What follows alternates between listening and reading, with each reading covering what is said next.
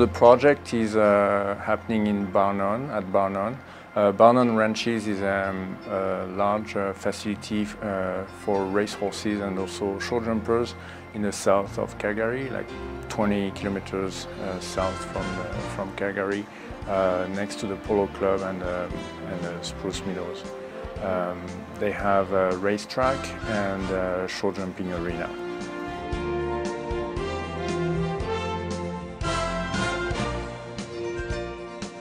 The project is to assess the fitness of show jumping horses and to compare, the workload effort when they are jumping versus when they are galloping on the flat.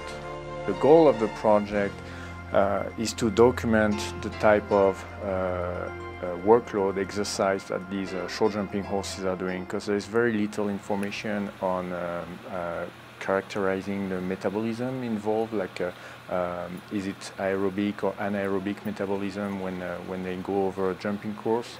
So that's the first objective, is to describe the kind of metabolism involved when they jump. And the second objective is to compare the effort that they do when they jump with the effort they do on the flat, on the racetrack.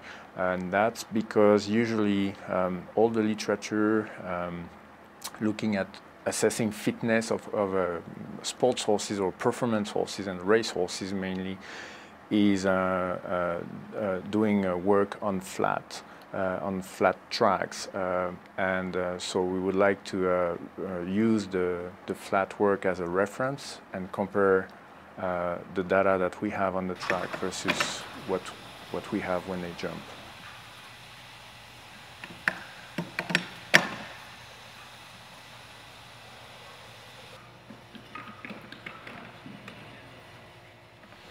The distances for everything and measure the heights, because it's kind of like hurdlers, right? There's a specific length between one foot, their front feet and their back feet. In order for them to get to one fence to the next fence, it has to be a specific distance. By changing the number of steps in between, or how big their step is supposed to be, you alter how they have to move. So everything's standardized, so every rider and horse ride the same course. Fences, so there are some combinations. There are some, simple fences, and some where you have two fences, one back to each other, some oxers. And then she had to count, the number of strides between fences, so that some are shorter, some are longer. So sometimes the horse will have to do shorter strides between fences, sometimes he's going to have to do longer strides. And so the distances are very important then between the fences, so that you make sure you have the same course for every horses you're going to test. So the advantage of the study is that we did all the jumping courses in the same facility, so we have the same footing. So the footing is not a variation parameter, and then we measured each time we had to set up and remove the fences, so every time we were setting up the jumping course, we had to measure the distances between the fences to make sure the number of strides were the same for all the horses. Some fences were 1 meter and some were 1.10 meters. Okay, so we're going to do a physical exam, a quick physical exam on Nova, and then we're going to do a quick lameness exam to make sure everything's fine before we go for the fitness test.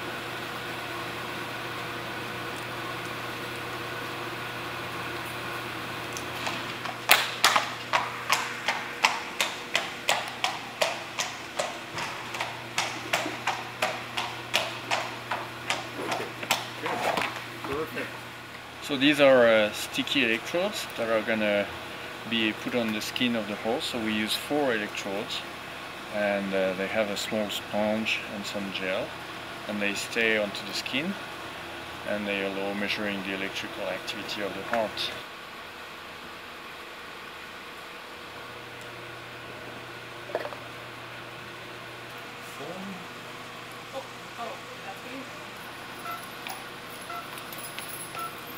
So we plug the wires to the electrodes, and these wires are conducting the electrical activity to this box. This box is a receiver, and it's doing some sending a Bluetooth signal to the cell phone.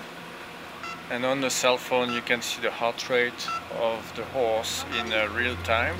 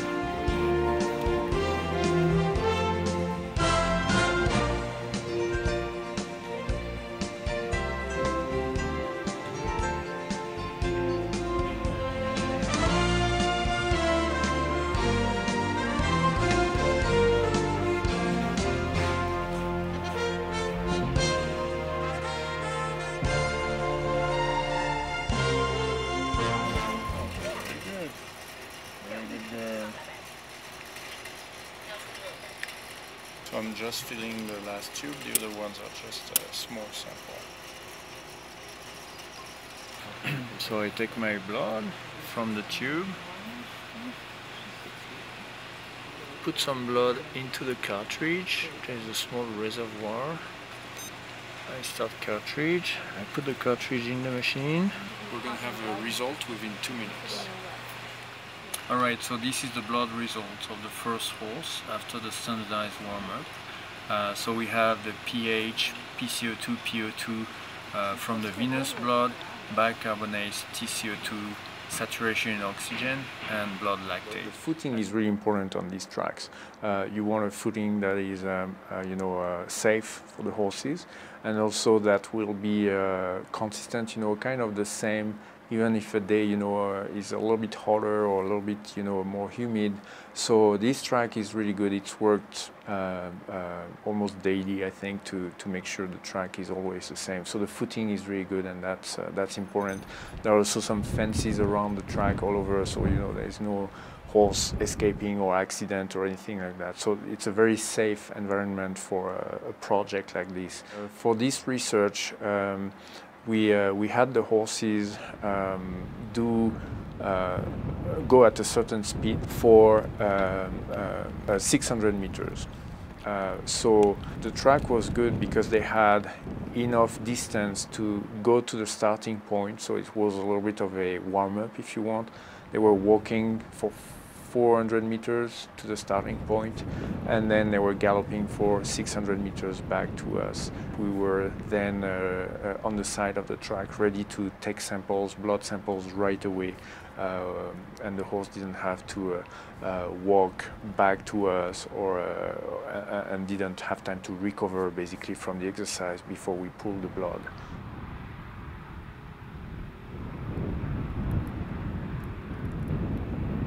The horses are recovering as soon as you stop them. They are starting to recover, and so, for example, the lactic acid is getting cleared every minute. As soon as you stop them, they are in the clearance mode and recovery mode.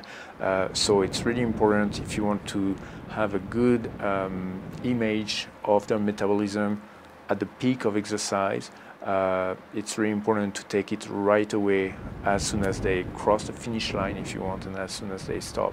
And also the other problem is the lactic acid and pH are quite unstable in the blood. So even once you have your tube of blood, there are some ways to preserve your tube and preserve your sample better, but still, you know, there is more variation when you preserve your samples and then analyze them in laboratory next day or something like that. So with the iStat, the handheld analyzer, we've been able to analyze them right away within minutes after sampling, which decreases variation and allows us to have a really good image of the metabolic status of the blood and the horse at the end of the exercise. We found that the really good short jumpers surprisingly were having even higher lactate levels, so more acid, if you want, in the blood. And so this is something really interesting because it means that they are pushing themselves maybe a little bit more into the anaerobic metabolism. So they are using more anaerobic metabolism than aerobic metabolism. But we still need to do a little bit more analysis on that, but that's kind of a trend we've seen so far. The long-term applications, the first one will be clinical tests for the owner. So if a trainer wants to know, is my horse fit? Is he overtrained, undertrained? Is he okay? Is he at the top?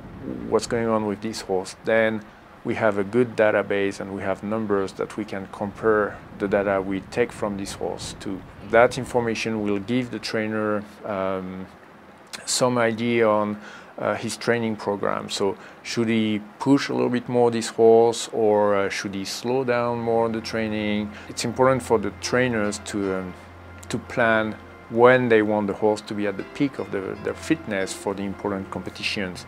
And so this kind of study will help them monitor the horses.